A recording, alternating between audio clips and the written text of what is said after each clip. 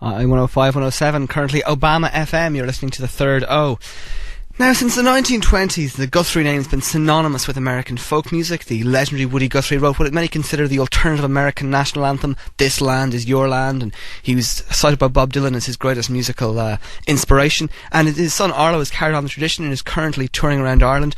Arlo, it's a real honour to have you on the third O. Welcome to the programme. Hey, thanks for having me. No, delighted to have you. Listen, I got to ask you first of all, how do you feel as an American today about to witness the inauguration of America's first African-American president? Well, it's an incredible moment in history. You know, I have no idea what's going to happen. I just hope the guy succeeds. I hope things go well. You know, I wish him all the best. But you never know in these times. It seems like, you know, there were millions of people that voted for the guy, and there were millions that didn't. But in either case, this last election, I think it would have been better off than what we had before, no matter what happened. Wouldn't have been particularly difficult, all right. Yeah, so I think, there's a lot of people around the world whose hopes and dreams are riding on this guy, especially at home in the U.S., and I just hope that, I hope that they get even half of what they want to do done. I think would be so much better than what it's been. I want to ask you though, because as a folk singer, many of the greatest moments in folk music, indeed your own, are at moments of protest. That's when folk music seems to really come to the fore, when people actually have something to complain about. You know, your own Alice's Restaurant Massacre, which people will be aware of, against conscription in the Vietnam War, and in a way, sometimes as a comedian myself, it's easier to sort of give out when the government is really awful. Is it going to be awkward for people like yourself to make music in the era of Obama? I'm willing to sacrifice, I mean, really? It's been 8 good years for me, but I'm willing to put that aside. So the planet could actually survive. Monetary concerns for the betterment of everything else. That's real big of you. No, we appreciate that. I can concur with that one. But I mean, what role has folk music played during the Bush years? Well, it's not just the music. I mean, it's the comedians. It's the guys on TV. The talking head type guys. It's been wonderfully funny, but it's in the face of this tremendous difficulty that people are having. I mean, it's fun to laugh at something. On the other hand, that was the best we could do under the circumstances. Sure. And so I'm hoping that we'll trade in a little of that because so many people have suffered, and there's still, around the world, there's a lot that could have been done in the last 8 years that wasn't done. And there's a lot of people now, especially with this economic thing going on, with the wars and the famines and the floods and the earthquakes, disease, disasters. There's all kinds of stuff. And traditionally, I think, we have tried to look at ourselves as Americans as being somebody who could help. Instead of making it harder for people, we should have been making it easier. And, I'm hoping this guy follows the spirit and the heart of what the people are feeling at this point. And if he can get anything done to make it easier for people, especially in these kind of times, it would be a great thing. And you mentioned the hard times that we're having, and many people have drawn the parallel that this is the worst economic crisis since, the Great Depression and the Wall Street crash and so on, which is an era which for many people, the first thing they think of when they think of that era is your father's music that captured that American experience so beautifully and brilliantly.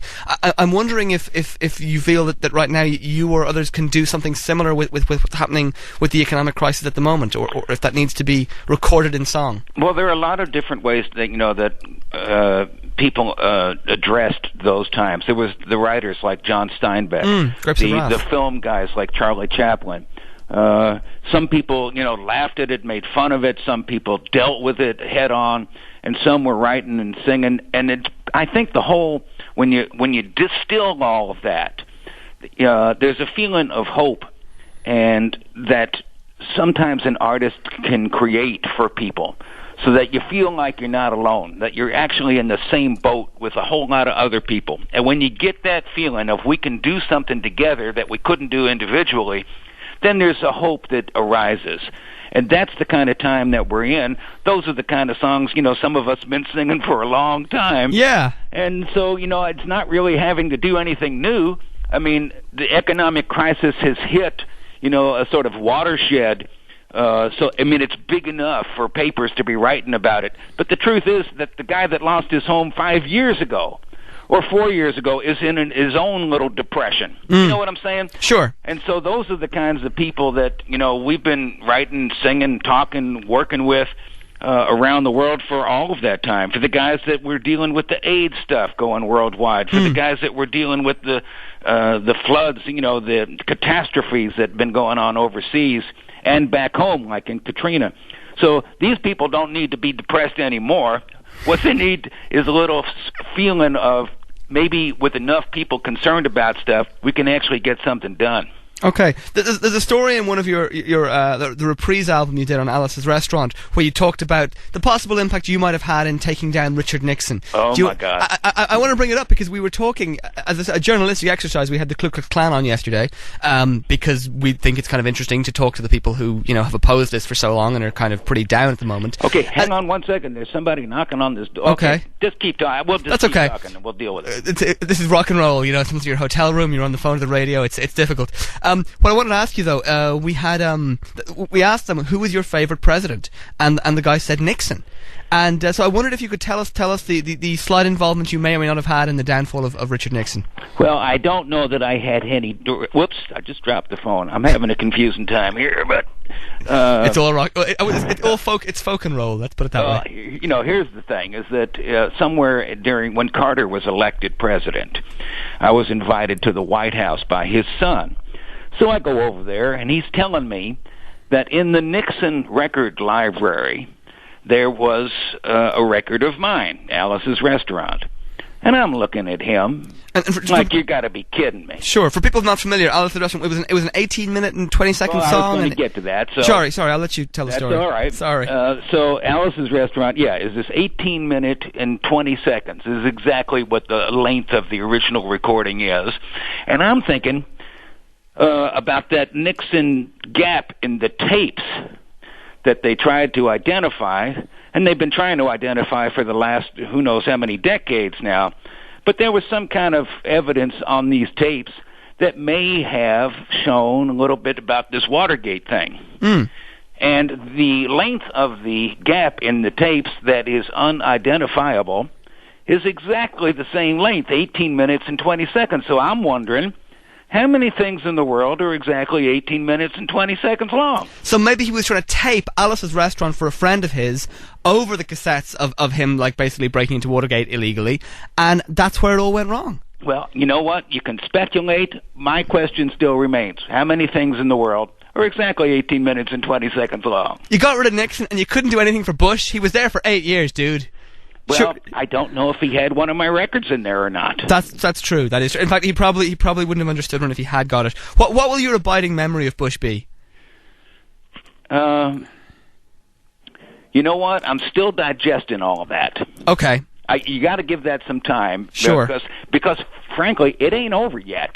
I mean, he might be out of there, but he's going somewhere, and I can't believe we're not going to hear something from him. I think he was one of the. Like I said, he's kept us working for 8 years. Yeah, absolutely. How many songs will you have to personally retire after today? Well, that's the big question. We're going to have to wait and see what happens. But in the midst of all the other things that's going on right now, I don't have, I'm not going to give it any thought at all. I'm just going to wait like everybody else and see what the hell's going to change. Okay, well, we'll wait with you, and we very much hope to see that there will be some change. And the future of American folk music, it's still got a strong place in the political culture of America, you think? I think so. I think that, like I said, I mean, the other half of my dad's songs that were so good and so important were the songs that he wrote during the Roosevelt administration, when they were picking up things, when they were rebuilding the country, when they were going back to work. All of the union songs, all of the stuff that gave people the hopes and dreams of working together, that was the other half of what he wrote. The biggest thing that man has ever done. That's what I'm saying. Indeed, so there was positive stuff, in those times that he was writing about, and I think there'll be a lot of positive stuff for us to write about to get people. Don't forget, this was still a close election. There's still half the country that's not exactly satisfied today, and we're going to have to see what happens with them. Well, okay, Arlo Guthrie, I know you're playing in Galway tonight, and Limerick, and indeed the Midlands in Roscrea in the coming days. So and Cork as well. Am I right? We did Cork. You did Cork. It was a wonderful night. Sorry. And, we're going around the country. We're having a great time. So we'll see you somewhere. Excellent. Okay, that's Arlo Guthrie. Thanks so much for joining us here in the third hour. An honour to have you on the programme. Any thoughts on that, guys? Text us here. It's Meteor 085 105 to 107.